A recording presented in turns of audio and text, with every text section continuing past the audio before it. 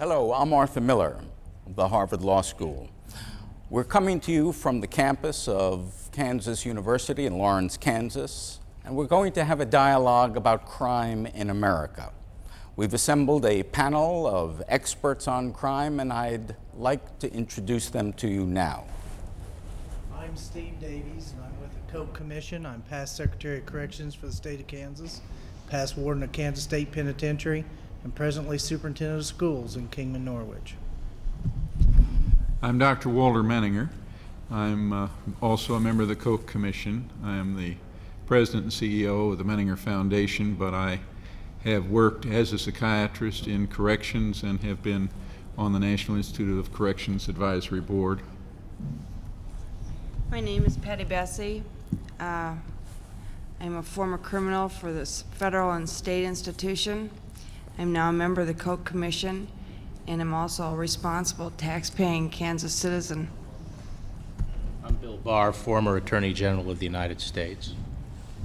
I'm Randy Barnett of Boston University School of Law and formerly a criminal prosecutor from Chicago. I'm Ray Kelly, the former New York City Police Commissioner and a member of the New York City Police Department for 30 years. I'm Nadine Strossen, a professor of law at New York Law School and national president of the American Civil Liberties Union. I'm Bill Evers. I'm a political scientist at Hoover Institution at Stanford University and also affiliated with the Independent Institute in Oakland, California. I'm Pasco Bowman. I'm a circuit judge. I'm with the United States Court of Appeals for the Eighth Circuit. I'm Gale Norton. I'm Attorney General of Colorado, and I'm also head of the Peace Officer Standards and Training Board for Colorado. I'm Bailus Tate. I'm president of the Board of Police Commissioners for Kansas City, Missouri. I'm Martin Eby. I run a small software company here in Kansas, and I serve on the Koch Commission helping with technical aspects. I am Joan Finney, governor of Kansas and a member of the Koch Commission. I'm Bill Koch, chairman of the Koch Commission, also chairman of the Oxbow Corporations and of the America Cube Foundation. I'm Eric Rosen. I'm a member of the Koch Crime Commission and also a district court judge in Topeka, Kansas. A distinguished panel. We supposedly are fighting a war against crime. Americans, public opinion polls say, are more concerned about crime than any other issue in the United States. Bill, what is the truth? Are we in a crime epidemic? I think it's true that if you look at the data about crime increasing, violent crime increasing, we are in a situation where it is increasing. Some crimes not so much. But certainly awareness of crime is definitely increasing. And what you said about the public sensing that crime is very high on their individual agenda for what they'd like to see the government doing, you're absolutely correct. And you're also seeing serious dissatisfaction with government efforts so far. If you look, say, for example, in the Gallup polls at the grades given to the President of the United States, President Clinton, about how he's doing in handling crime, and it can be a subject of discussion here, what, if anything, he should be doing. But he's given a grade of D- or F, which certainly is indicative that the population is very upset. And when we look at things from the Justice Department saying that 8 out of 10 Americans are likely to be a victim of a serious crime in their lives, you can see reasons why the public are worried. Well, I think there obviously are legitimate concerns about crime, but the recent dramatic escalation of public concern during the last few months is absolutely out of any proportion to any change in the violent crime statistics. In fact, the latest statistics indicate that violent crime rates have been flat or even dropping in some significant categories. So I think we have to differentiate what is actually happening out there on the streets and what's happening in the public perception, which I think is largely driven by intensely increased media coverage of crime in the recent past and by political capitalization on the crime panic in order to try to pick up easy votes. Could it be that public opinion is catching up with reality rather than public opinion being ahead of reality? I don't think that's the case. In fact, if we look at media, for example, studies indicate that during the past year or so, all three major networks have more than doubled their increase on crime coverage, and it's even more dramatically increased if we look at local news versus national news. I haven't seen any statistics indicating that that bears any relationship to the actual reality of increased crime. Now, Ray, you've been a cop for more than 3 decades. Do you see a change? No, I don't see. I don't see a recent change. I see, if you look at the statistics in the last 30 years, crime has gone up dramatically. But in the last couple of years, let's say New York City, what I'm most familiar with, crime is actually down for 3 years running. There's a plateauing in the country. But I have to agree with Nadine. There's tremendous media focus, and someone said that anxiety abhors a vacuum. Now that the Cold War is over and a lot of other little wars are going on that don't really affect the American people, they now almost have time to worry about crime. Do we have a crime problem? Yes. Has it gone up drastically or dramatically in the last couple of years? No. In fact, it's gone in the other direction. General Barr, you're twitching your eyebrows. I think people are justified in being especially concerned about violent crime right now. As Ray said, it has gone up in the past 30 years, a five-fold increase in 30 years, which is unprecedented. Now, what's been going on recently is that it peaked in 1981, the violent crime rate. It went down for 5 years, but it started going back up again because of a number of factors. It's sputtering for a couple of years now, but it's at a very high level.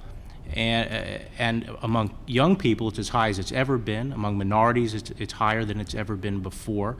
It's spreading geographically into communities where it's never been before. And what's very scary about it is that the crime-prone age cohort, 15 to 24, is at a low point in our population right now. But for the next decade, up to the year 2005, it is going to peak. And I think we haven't seen anything yet. In fact, when that population drops off, there may be a serious problem still, because it turns out that the younger criminals coming into the cohort of criminals are often doing more crimes than their predecessors. So we're not even in a position where we can count on the aging of the population saving us, or a lesser number of young people. Bill?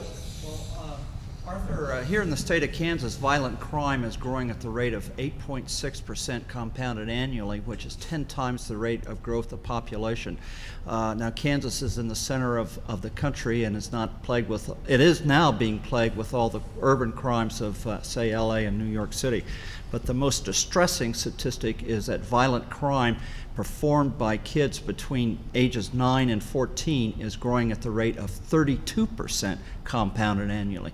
And then if you add that, combine that with the fact that 7% of the criminals create 70% of the crimes, we're sitting virtually on a time bomb when these kids come up into the right prime age of a criminal. Why? Why is it the crime rise, if there is a crime rise, or at least the density of crime in young people? Why is it escalating? Randy? Well, I think that you can't eliminate drug prohibition as one of the influencing factors. Whether you're for drug prohibition or against drug prohibition, the country is awash in money that's been created by the black market, that's created by drug prohibition. And as a result, there's a lot of money for young people to make in a way that they cannot make any other way. It does not compare with a minimum wage entry-level job. And the temptations that are held out to certain segments of society by that kind of money are, in many respects, irresistible. But what you're saying is that drug crime pays. Well, I was brought up in an environment in which I was told crime did not pay. Well, prohibition is, of all of these substances that we're familiar with, is uniquely able to create lucrative crimes in a way that other crimes never have been. Murder has never been, burglary has never been, even auto theft, for which there is professional car theft rings, has never been as lucrative as a black market in goods, in substances and goods that people desire and are willing to go out of police scrutiny to buy willingly. I think there's something much more fundamental than that, and of course it's become fashionable to talk about it just in recent times, but it's the disintegration of the family and the family structure. That's why you see so many young people involved in crime.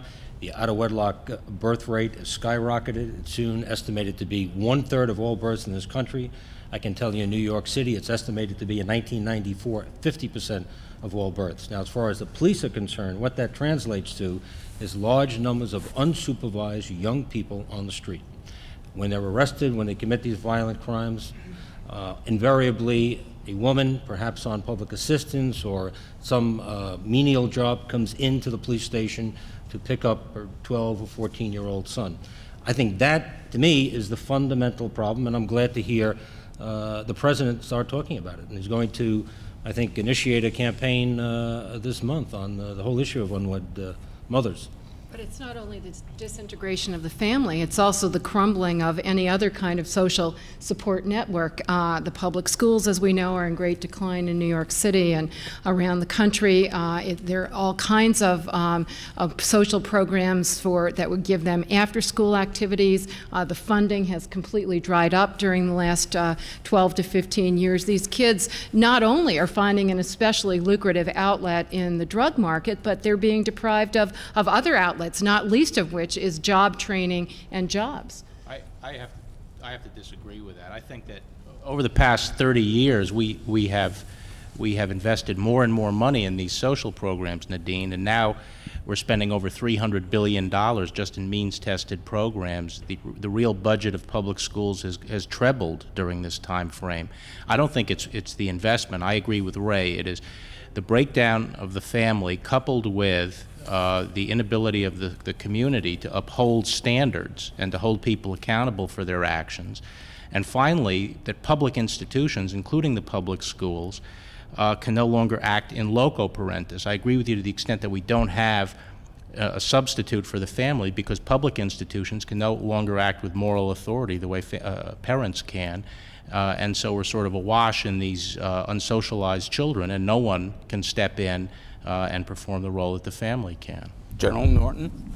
We've seen a great decline in individual responsibility and in parental responsibility. And I think those are tied to many of the things that we've discussed. I think many of our social programs have intended to create positive benefits and have instead ended up making the problems even worse. It used to be back in 1960 that 1 child out of 100 experienced a broken home. Today, with the rise in illegitimacy and with the decline in the families, 1 child in 2 is in a home that is not complete. And so we're seeing a great stress on our families. Our educational system is expected to cope with that. Law enforcement has to try to fill in behind the decline in all of those social institutions. And I think that that is part of what causes the problems that are leading to crime. I also think we cannot overlook the violence in our media, that children no longer see heroes that are doing battle for good. Today they just see random violence on television, and they emulate that just as people throughout history have emulated the stories that they've heard that pass down their culture from generation to generation. Governor? Children need 2 parents, a mother and a father, and the data which has been gathered by the Koch Commission demonstrates that 80% of our inmates have no father. And I believe the absence of this male figure in the family for both boys and girls is a major cause of the problems we have today. If we look to other nations, we'll see that they have less crime, but they have stronger family structures. They have extended families.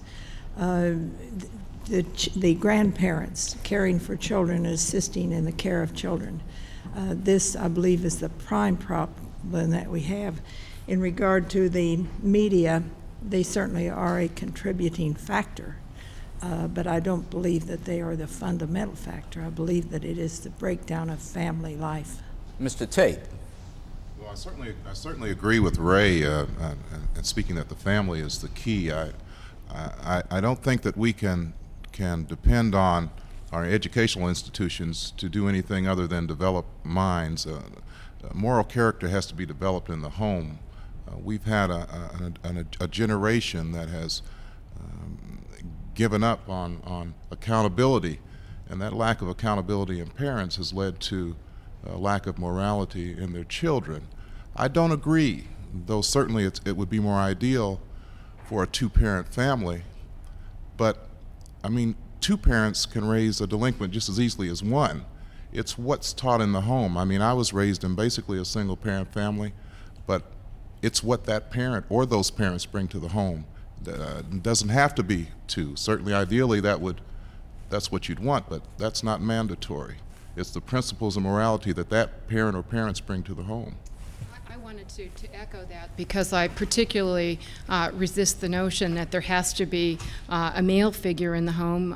The American Civil Liberties Union just won a great victory in the state of Virginia, allowing a lesbian mother who has been a very devoted mother to get custody of her child with her partner. I think the important thing is the values that those people will, the extent to which they take their parenting responsibilities seriously, the time and energy and effort that they spend with their children, and not how many they are, what their sex is, and what their sexual orientation is.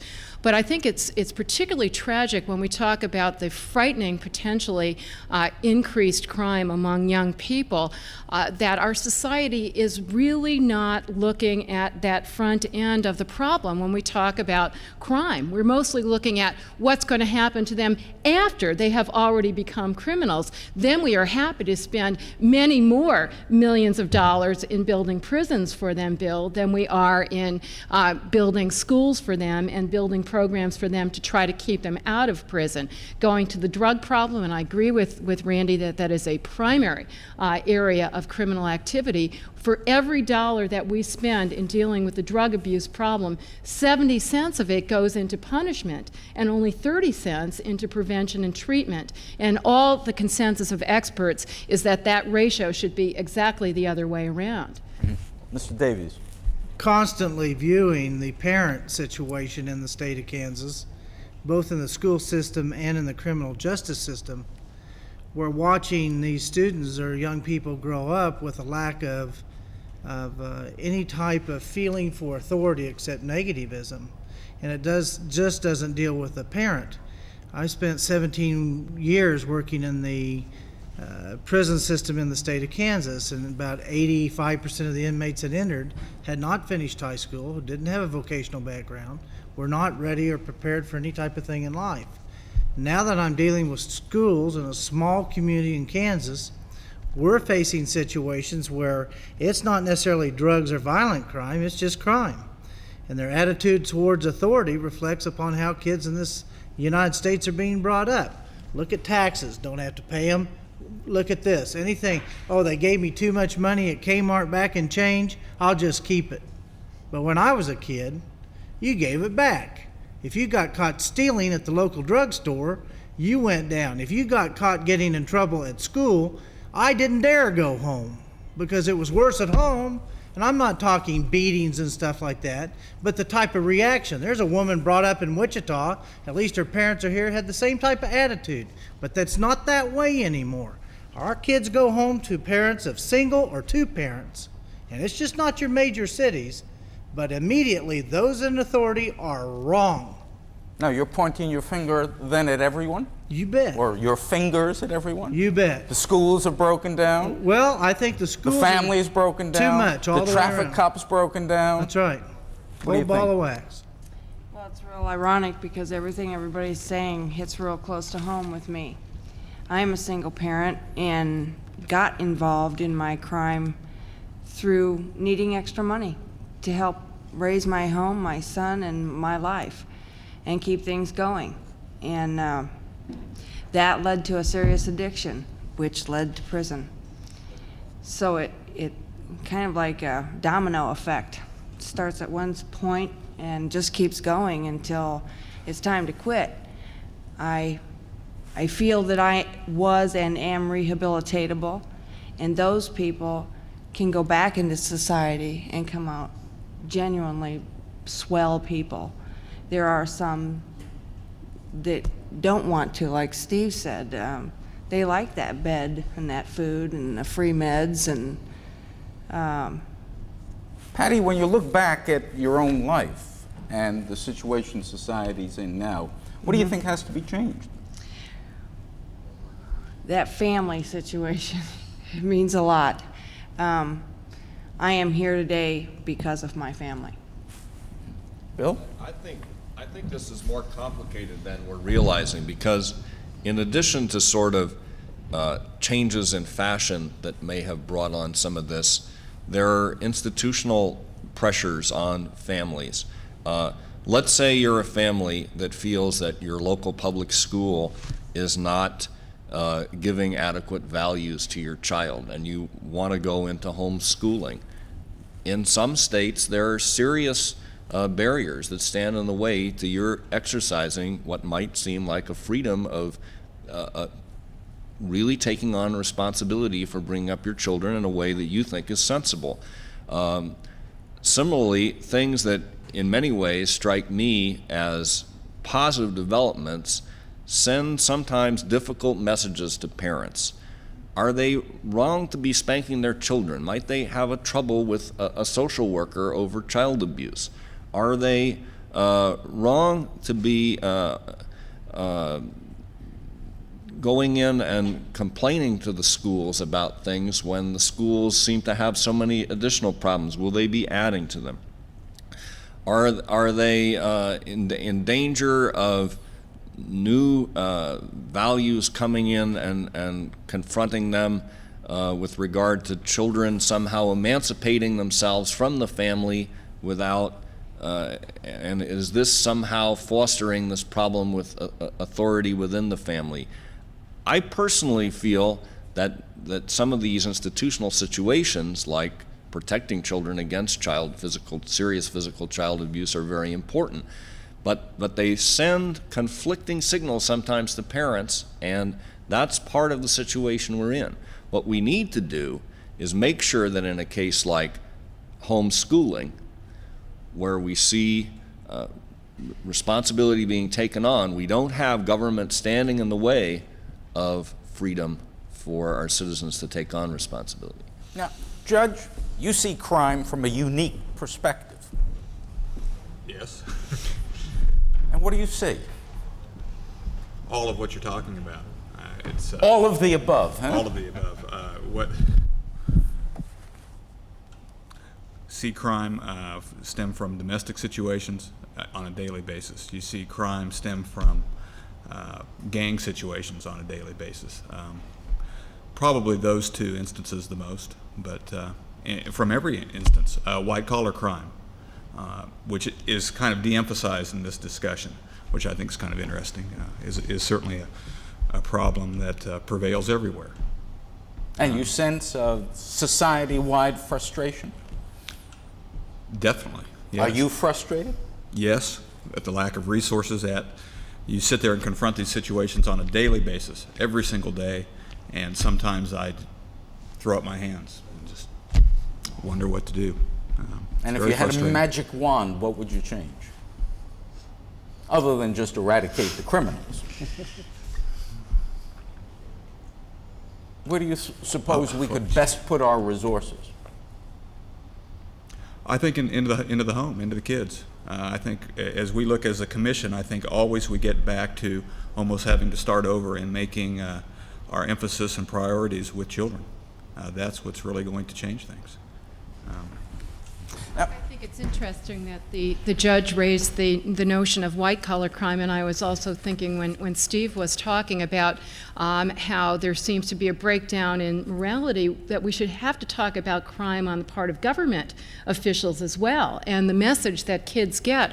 I was appalled when Richard Nixon died. There were a lot of surveys that were done of high school and younger age kids who said, well, Watergate wasn't such a big deal because every president that they've known in their lifetime since then, and many other government officials, were all accused of various heinous acts of crime and corruption. So if we're going to talk about a breakdown of values and a serious committing of crimes and breaking of the law that does a lot of damage to people, we have to look not only at crime in the streets, but also crime in the suites and crime among government officials as well. Randy? The judge mentioned the influence of gangs. I think the gangs are pervasive, and I think it's something that has not been adequately addressed so far in our discussion. Gangs provide an alternative to the family. Even good parents who are trying to instill the right values in their children have to compete at some point in their child's life with gangs providing an alternative, quote, family structure in which their children are now going to be tempted. I once again, at the risk of sounding like a one note here, gangs are fueled by money, and the money comes from trade in illicit drugs and other illicit activities. Now, let me understand. Are you you used the word prohibition the first time you spoke. Right. Are you advocating the decriminalization of drugs? I certainly do advocate the decriminalization of drugs, but I think that whether one's for decriminalization or against it, I think one has to one cannot be serious about the crime problem in this country if you don't see the effect that prohibition is having on crime. Paying people to be in gangs, we created the mafia in this country by alcohol prohibition. We're still paying the price for that. We are now in the course of creating a whole new alternative organized crime structure throughout the entire country that we are going to be paying the price for until we stop doing it, and then we're going to pay the price for a period of time after we stop doing it. And you're happy by decriminalization? Happy? Because you're taking the profit out of drugs and sending a wonderful moral message to America?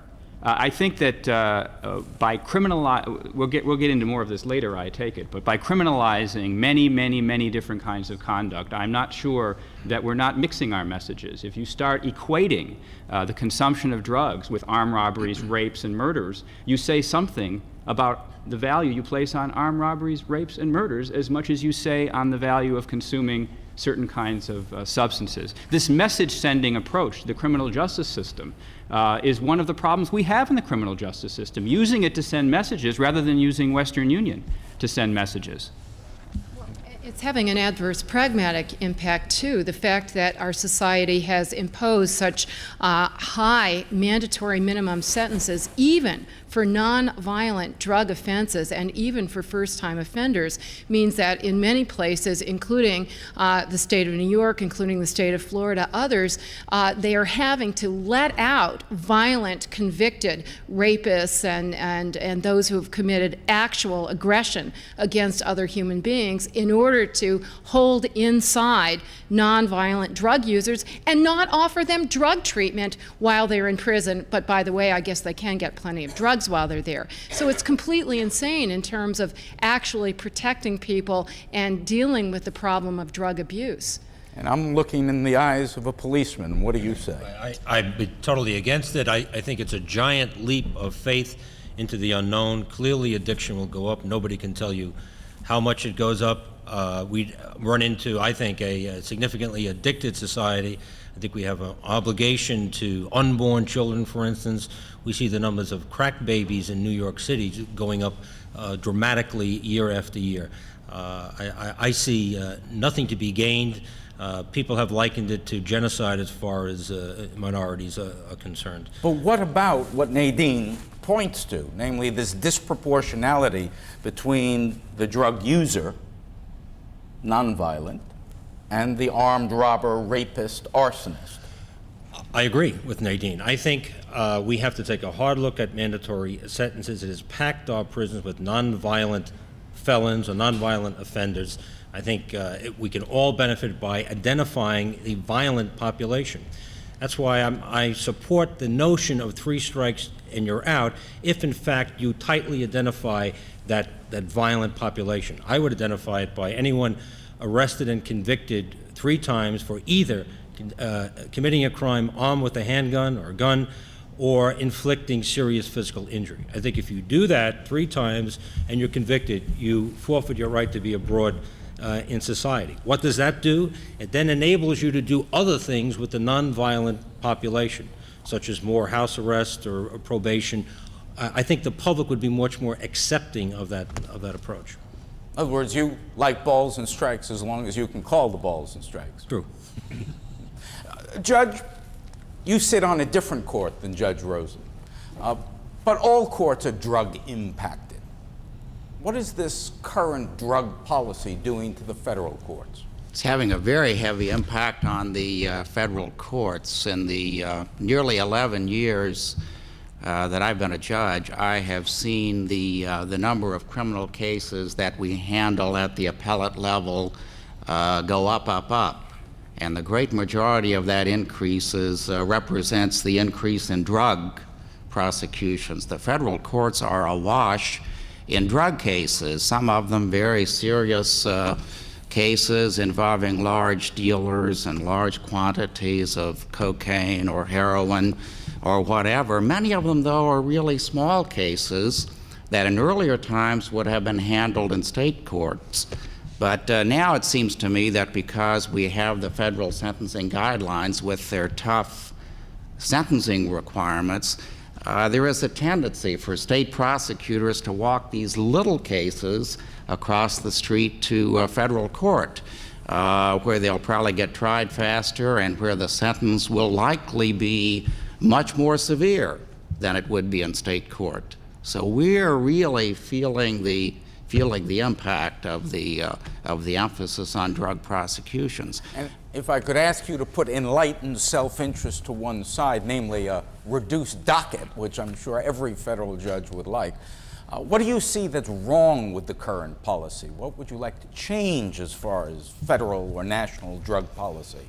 Well, I think value judgments are hard to come by in this area. On the one hand, drugs are a bad thing, and no one's in favor of them. On the other hand, at some point, we've got to ask ourselves whether we're really winning the war on drugs. And I'm not sure we have a good answer to that. I'd like to think that we are, because we're expending tremendous resources on it. And we're putting lots of nonviolent people away for very, very long periods of time. But on the other hand, there seems to be no shortage of new people cropping up to take the places of those who are apprehended and sent to prison. In our part of the country, which is a big slice of the Midwest, I see no drop-off at all in the number of drug prosecutions that are taking place. Randy is really quite right when he points to the profit element in drugs. It's a You know, in terms of the concern for young people, surveys have been done recently which show that it's appallingly simple for high school students around the country to buy drugs, and it's not even that expensive. So in terms of your question, Judge, is the war on drugs succeeding? It's not succeeding in driving down the supply or keeping out the crop of suppliers.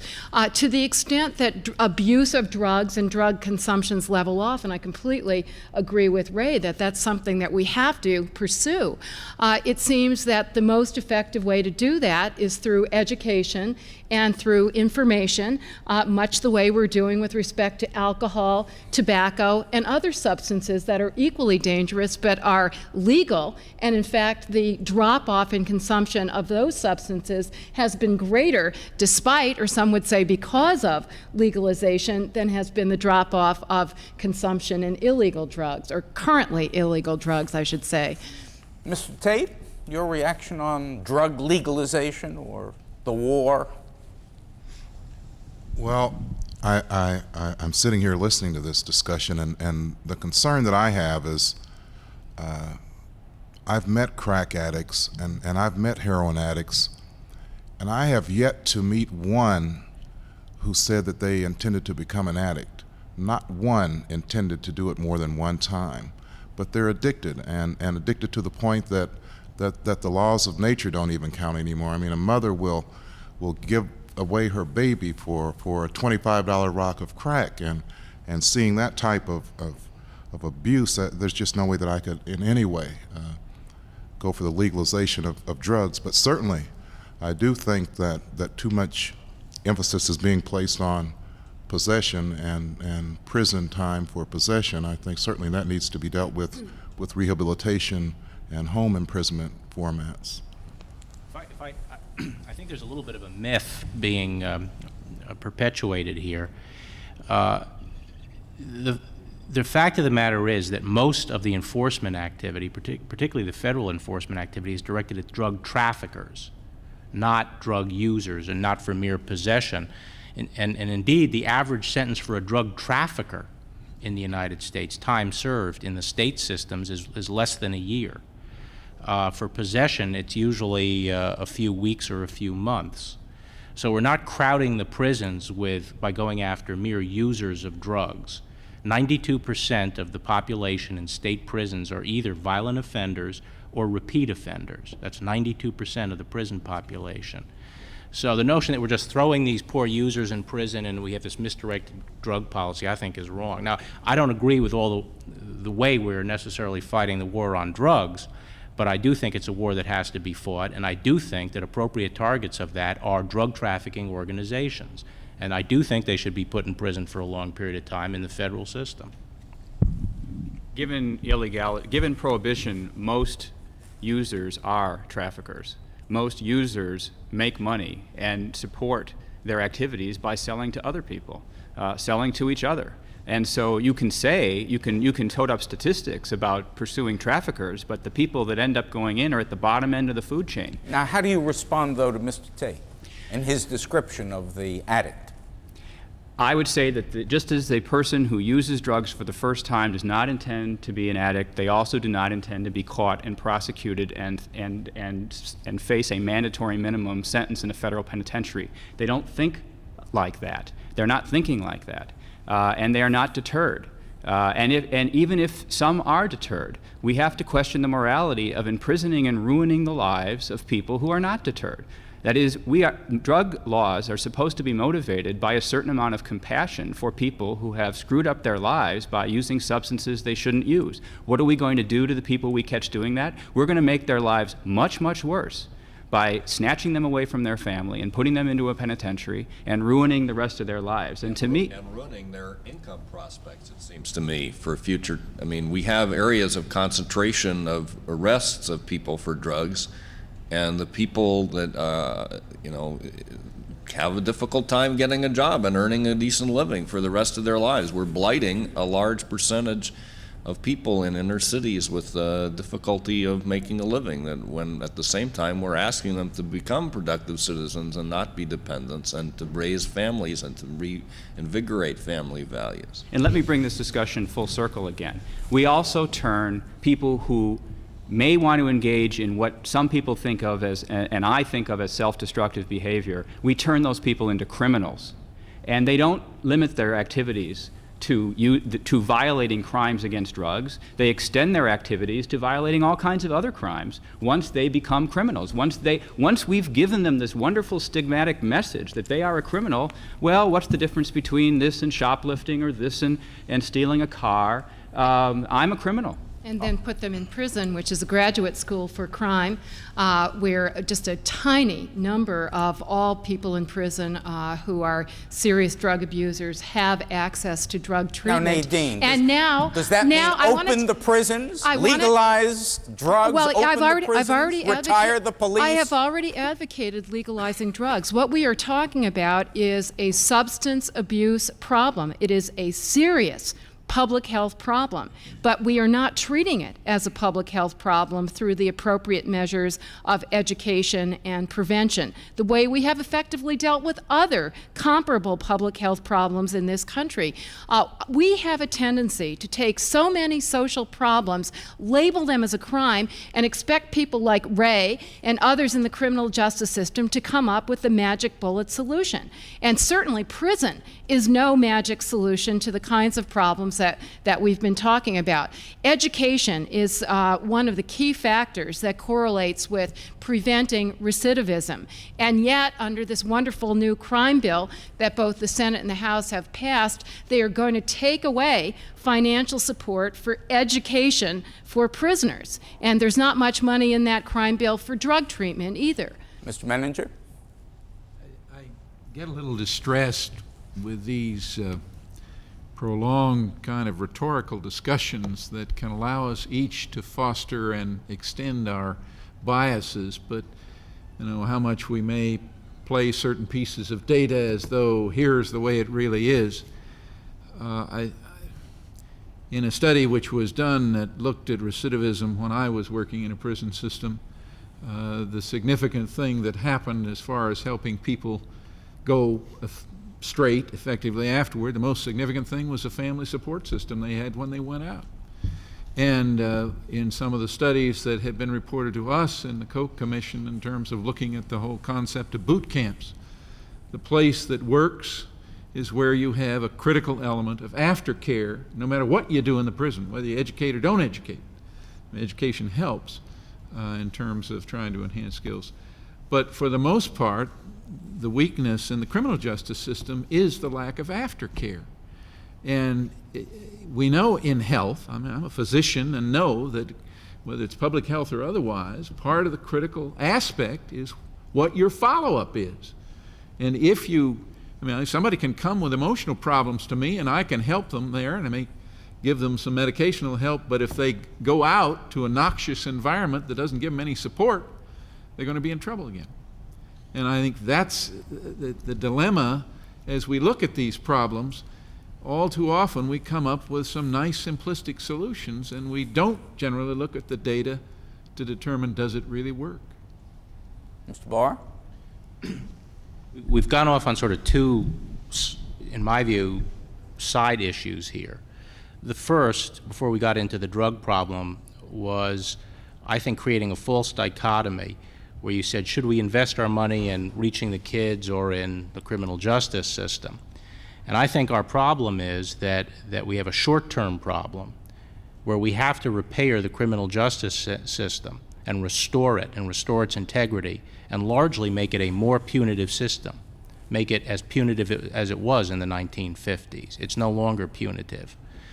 And in that way, I think we will create a foundation upon which our future efforts or our efforts in tandem to address the social problems that we think are creating the next generation of criminals may bear some fruit.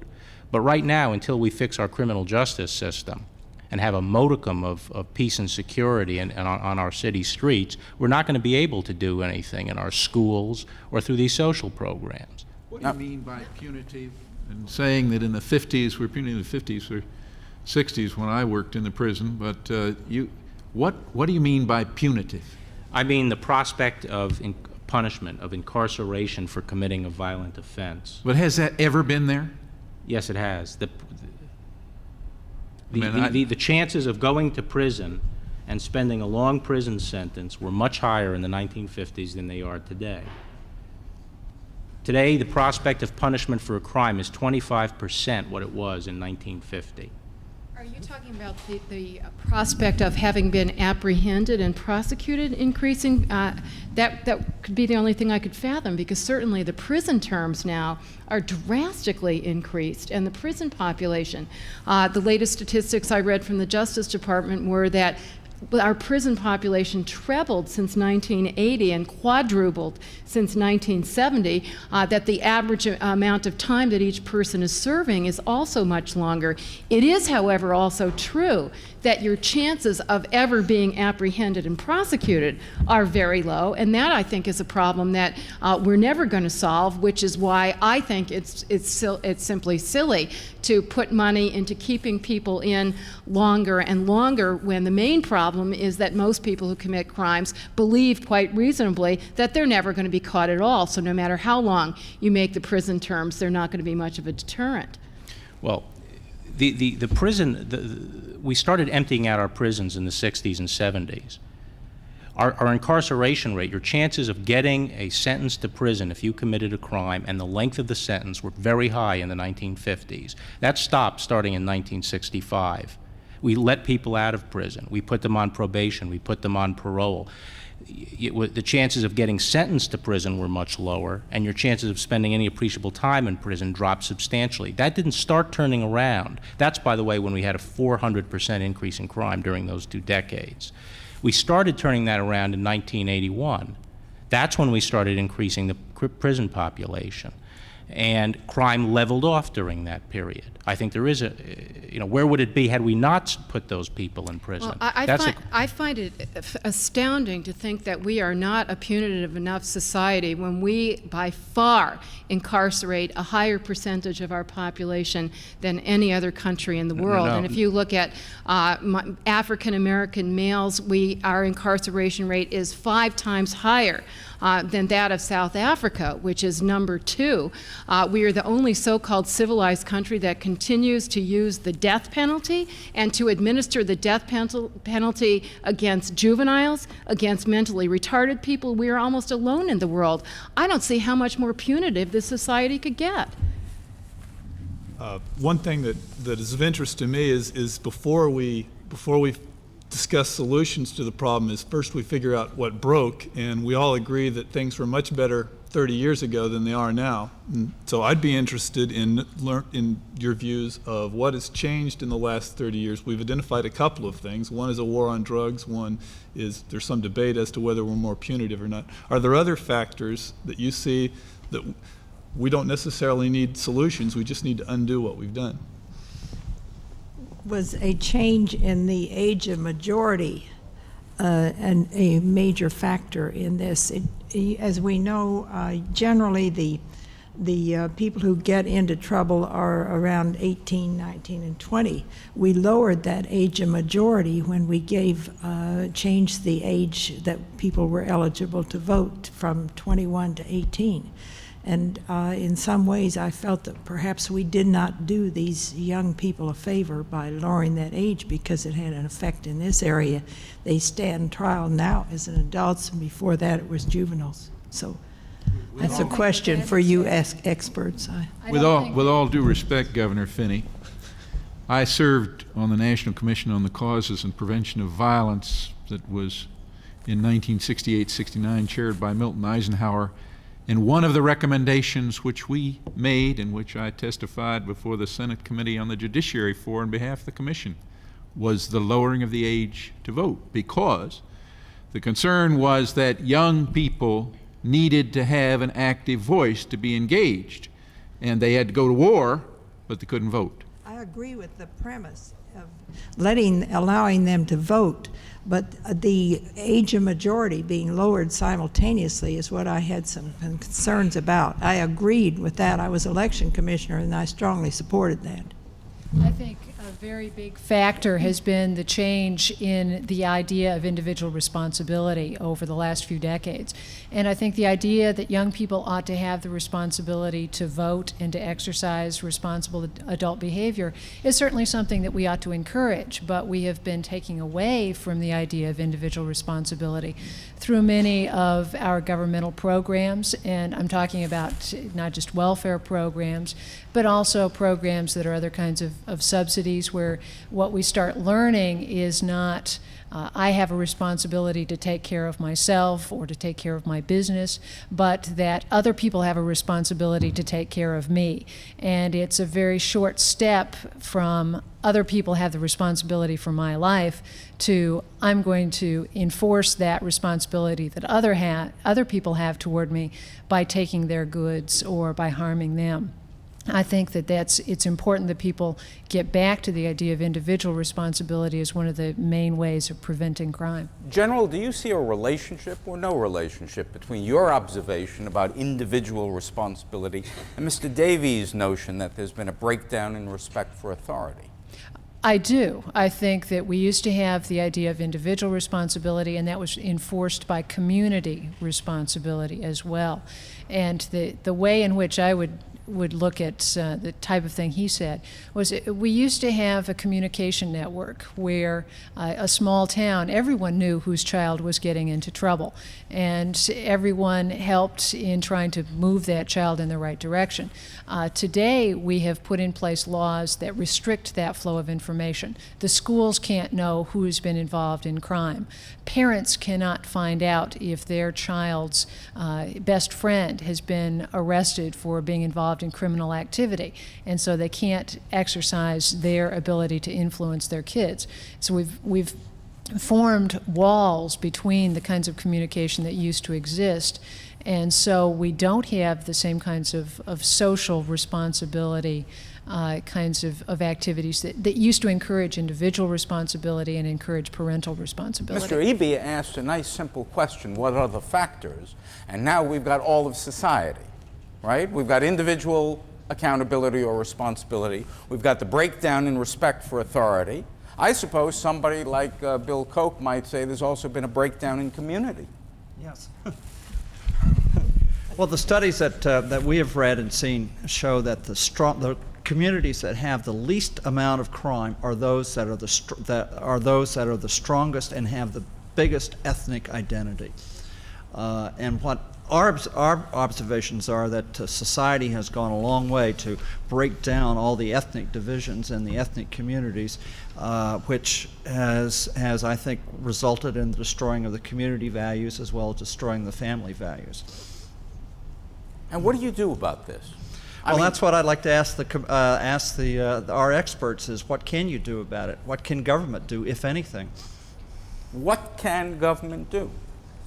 You were the government, Mr. Barr. I'd say two things.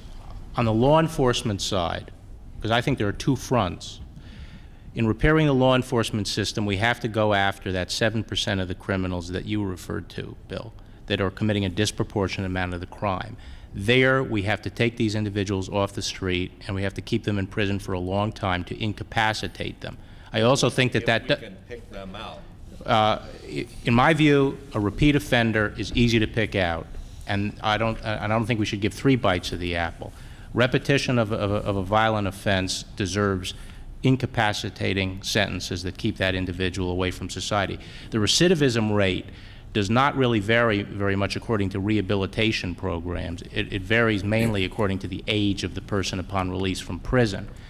On the social side, I question whether the government can do very much, and I think it may be largely a question of the government getting out of the way and letting communities and families fix this problem by themselves.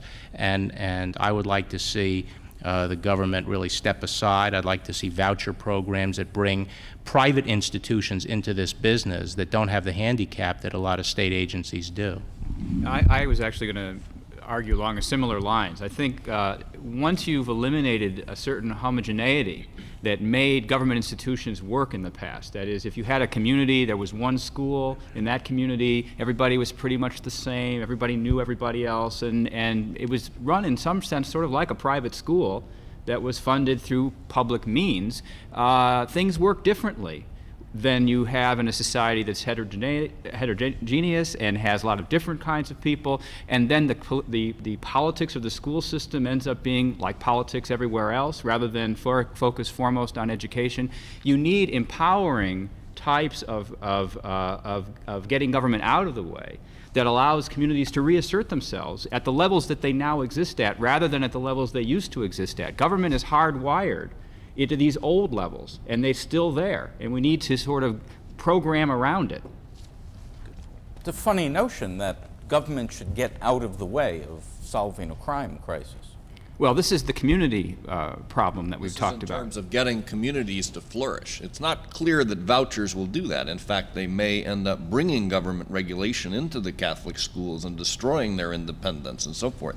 It may be that the Republican administrations also enforce IRS regulations against local Christian schools that disable them. It's not simply a one-way thing. Well, it's a complicated thing, but you're right at your essential point that for these communities to flourish, and for Randy's point in our pluralistic situation that we find ourselves in, governments do have to get out of the way and stop hobbling, if not crushing, these communities. I think that an important theme that has emerged, perhaps Dr. Menninger put his finger on it the best when he talked about aftercare, is that we have to look not only, when we talk about crime, not only the phase of a person's life or career, if you will, that we tend to associate with crime, that is between when they're arrested and when they're released from prison, but we have to look at the whole life cycle, from the time the person is born to activities that we we could engage in that would deflect that person from getting involved with the criminal justice system. If they are involved, what happens to that person afterwards? We have to look at it not only in terms of law enforcement, but other responses. Now, where I probably disagree with my friends to the right over there is I think government can play and has a responsibility to play a constructive role in allocating resources toward public education, toward child care. People in the situation that I understand Patty from her remarks to have been in, a struggling single mother who is looking for help in taking care of her children. I think there are ways that government can help out, and that individuals, well-meaning individuals on their own, are not equipped to deal with. But don't you have exactly the problem that occurred in your debate with Bruce Hershenson? That is, once you have government in there, then you start having Bruce Hershenson say, okay, and we need to bring moral values, and we have this government program, and therefore I want prayer of a kind that I like in the public schools. Aren't you setting yourself up for that problem? I think there is a value-neutral way in terms of religious beliefs for public schools to help inculcate certain broadly shared values in this heterogeneous society. I think it is appropriate. I'd like to pose a question to the panelists in a slightly different perspective. We talk about part of the problem being the heterogeneity, the loss of community.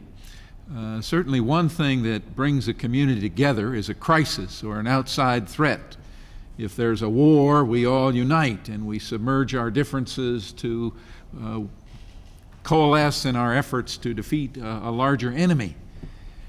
What can we identify as a new enemy that can truly bring us together instead of, the peace and prosperity gives us all this opportunity to go our own ways and fulfill our desires for life, liberty, and the pursuit of happiness in our own individual ways. How do we get back together as a community? I would like to disagree with this as a way of approaching a social problem. Warfare does bring people together to fight a common enemy. It also brings with it a tremendous amount of adverse developments that we would hesitate to invoke. For example, we dehumanize the enemy. The way we dehumanize drug users, for example, the way we dehumanize criminals, some of whom are not so different than from us sitting up here on this panel. So this us and them mentality is not necessarily a constructive one. It also brings forward bureaucracy and central command control, which is always justified in the name of war, but then after the war is done, we're stuck with it. So I'm not so sure this is the path, this is the way we have to go. We maybe need more of a bottom-up approach, which is the sort of approach we were sketching a few minutes ago, rather than a top-down command and control approach. Right? I think you can rally around a positive theme, and that's support of the family. And I think government plays a role in that. I think the president and other leaders in government, out of government, have a bully pulpit role to play. I think we have to take some hard looks at aid to dependent children, things that perhaps are not working well now. I think that's a positive theme that people can rally around. Pro-family, because we see the consequences of anti-family policies that I think have sprung up in the last 30 years. I think you have to take a look at the Great Society and some of the things that were put in place, well-intentioned in the late 60s, that perhaps are not working now. We are at a very interesting moment in history, perhaps. Suddenly, crime is the #1 issue in the minds of Americans. For whatever reason, it nonetheless is the #1 issue. Perception becomes reality. And #2, we have a bill before the Congress of the United States, the Crime Control Bill. It may pass. Indeed, politically, it looks as if it will pass. Good, bad, or indifferent from a judge's perspective, good, bad, or indifferent? Well, it's a big bill, and I don't know everything that's in it. I'm certainly not thrilled with the idea of the vast expansion of federal criminal jurisdiction that various provisions of the bill would bring about.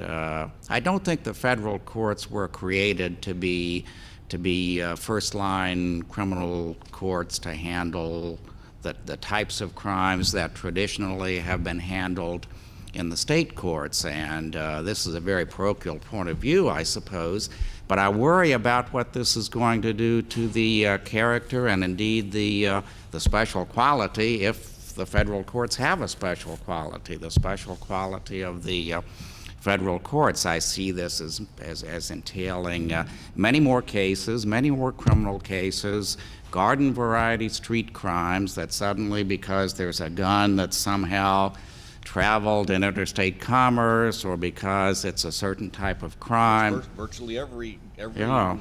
crime with a gun, right? In a sense, it's Dr. Menninger's declaration of war on crime, with its pluses in terms of national cohesions, or Randy's minuses in terms of bureaucracy, centralization, authoritarian, and an increased docket judge. Loss of civil liberties, one might add, and costs. It's going to cost at least $25 billion, and we're not willing to put anywhere near that kind of resources into constructive approaches to these social problems we've talked about. 51 new offenses now punishable by the death penalty. Where is this leading us? What kind of bang will we be getting for our buck? I think one of the saddest things about this legislation is that the kind of discussion we're having now, Dr. Menninger may find it not paying enough attention to the statistics and the data and the studies, but the Senate did not have a single hearing at all on this very complex, draconian, massive crime bill. I think Senator Mitchell said it best during the debate when he said this so-called crime debate has everything to do with politics and nothing to do with crime control. And then he voted in favor of it. General? I think there are some good things in the crime bill. I definitely agree with our federal judge that we are federalizing too much of crime, and I think there are things that the states ought to be doing and have been doing to try to deal with crime. Although it's not part of the crime bill, there was even a proposal in Congress to try to have federal penalties for juvenile crime. There's not even a federal juvenile system, and so that made no sense. But I think that there are some things that do empower local officials, that put some resources into local crime control efforts. More police. More police, I think is a very good idea. Your state might get 6 more cops in Denver. 6, Hopefully count them, double 6 more cops. We're counting on getting a few more than that. But it is something, I think, that community policing is a very good idea, and that is a basic part of the crime bill. I think that having more prison facilities is a very good idea. That's something that the states have been strapped trying to be able to afford. So I think some of those are very worthwhile. And so I wish that we could take the very good elements of the crime bill and do away with some of the others. For example, one portion that is going to make it almost impossible for states to be able to impose a death penalty. And as an attorney general who handles death penalty appeals, I'm very strongly opposed to that portion of the crime bill. Governor? In regard to the 6 cops in Denver, I don't believe that the Congress considers that this is going to put a terrific financial burden on the states from the standpoint of the law enforcement and also the judiciary. But I did want to say that earlier this year, the governors of the nation were meeting with the president in the White House and on this very subject. And after about an hour and a half discussion, the president, who had been making notes, as is customary for him to do, put down his pen and he said, "You know, I'm not hearing at all from you, the governors, that the subject and the discussions that I'm hearing from the Congress and the members of Congress." And I believe that the point there may be that none of the governors were up for re-election. The members of Congress appeared to be playing to the polls and were responding and reacting to those polls. We, the governors, were discussing more the causes of crime, some of the things we've discussed here today, the drugs, the family structure, and so forth. And the members of Congress appeared to be reacting to what they thought public opinion would require of them to do during the coming election. Well, I'm sorry to say our time is up.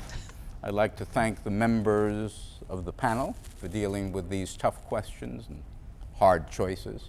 Thank you very much.